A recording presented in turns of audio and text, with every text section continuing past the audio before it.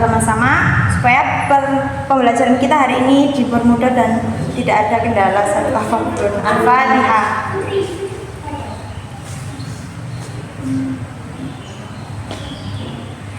Selanjutnya mari kita absen dulu anak-anak. Siapa yang tidak masuk hari ini?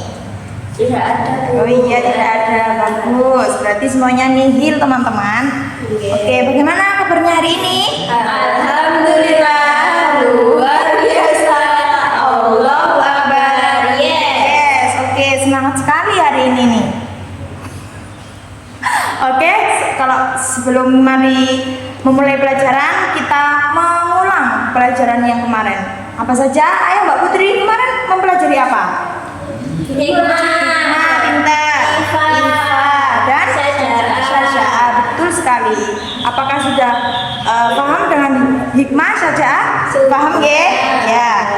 Selanjutnya langsung kita memulai pelajaran hari ini dengan tema menghindari perilaku tercela. Ada beberapa, yaitu ada licik, tamak, dan zalim, diskriminasi. Itu seputar materi hari ini.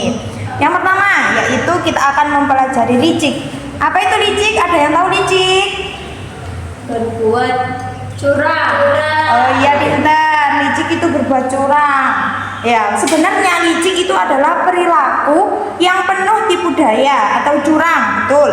Dan selalu menggunakan akal buruk untuk meraih keuntungan pribadi dengan merugikan orang lain. Ciri-ciri licik yang pertama, suka berbohong, menipu, menghalalkan berbagai cara, dan mementingkan diri sendiri. Yang kedua, dampak negatif dari licik yaitu menghilangkan kepercayaan orang lain, hatinya tidak tenang dan mendapatkan dosa besar karena menyerupai sifat munafik. Nah, bagaimana cara menghindari sifat licik? Yang pertama, menanamkan sifat jujur atau siddiq. Yang kedua, merasa diawasi oleh Allah atau muraqabah dan yakin bahwa setiap tipu daya itu akan kembali pada diri kita masing-masing. Jadi kalian minta tolong ya, jangan sampai ada yang mempunyai sifat dari licik karena sangat berbahaya bagi kita maupun bagi orang lain. Yang kedua yaitu ada tamak. Tamak yaitu keinginan yang sangat besar untuk memiliki harta atau jabatan serta berlebihan pada rasa syukur. Sebagaimana firman Allah dalam Quran surat At-Takatsur ayat ayat 1 dan 2 yang menjelaskan bahwa bermegah-megahan telah melalaikan manusia hingga ke liang kubur.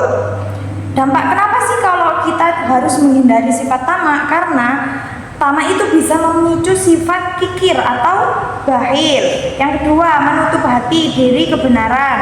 Dan ketiga, cenderung menghalalkan segala cara seperti korupsi atau mencuri. Yang selanjutnya, bagaimana kita bisa menghindari dari sifat tamak itu? Yang pertama, membiasakan sifat qanaah atau merasa cukup. Yang kedua, rajin bersedekah dan memahami bahwa dunia hanyalah sementara.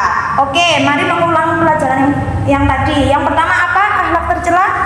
Licik. Yang kedua? Tamak. Ya, bagus. Yang ketiga yaitu zalim. Zalim yaitu meletakkan sesuatu tidak pada tempatnya atau melanggar hak orang lain. Secara istilah, zalim itu merujuk pada tindakan melampaui batas, menganiaya diri sendiri atau merugikan orang lain, seperti mengambil hak, menyakiti fisik atau merusak kehormatan. Nah, bentuk zalim itu ada tiga. Yang pertama, bentuk zalim kepada Allah, seperti menyekutukan Allah itu yang pertama. Yang kedua, zalim kepada sesama, misalnya menyakiti teman, terus memfitnah teman atau mengambil hak orang lain. Yang ketiga, zalim kepada diri sendiri, misal berbuat maksiat yang merusak diri sendiri itu. Ayo Mbak Putri diulang. Bentuk zalim kepada Allah ada berapa? Ada tiga. Yang pertama, zalim kepada Allah. Yang kedua, zalim kepada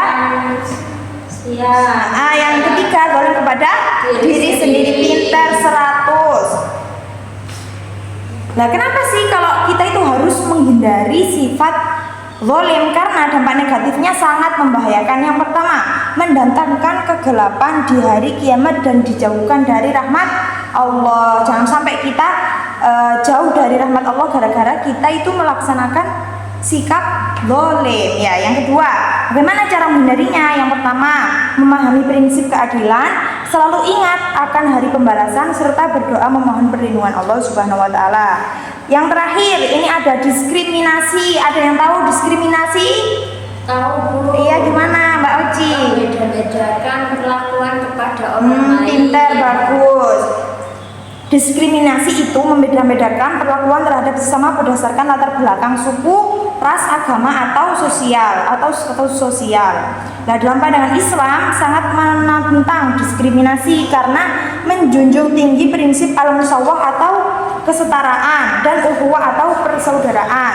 Nah, dampak negatif dari diskriminasi sendiri itu dapat menyebabkan seseorang merasa lebih tinggi dibanding orang lain sehingga menimbulkan perpecahan, permusuhan, bahkan ketidakadilan dalam kehidupan sosial. Bagaimana kita cara menghindari untuk tidak sampai memiliki sifat diskriminasi? Yang pertama, bisa mengembangkan sikap tasamuh atau toleransi yang menghargai pendapat orang lain. Misal, menghargai pendapat orang lain, tidak memakan kehendak, tidak memaksakan kehendak.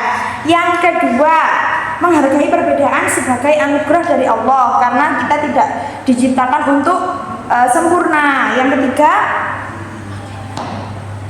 dengan mampu berdampingan walaupun memiliki perbedaan latar belakang. Ya, dari sini ada yang dapat kita tanyakan?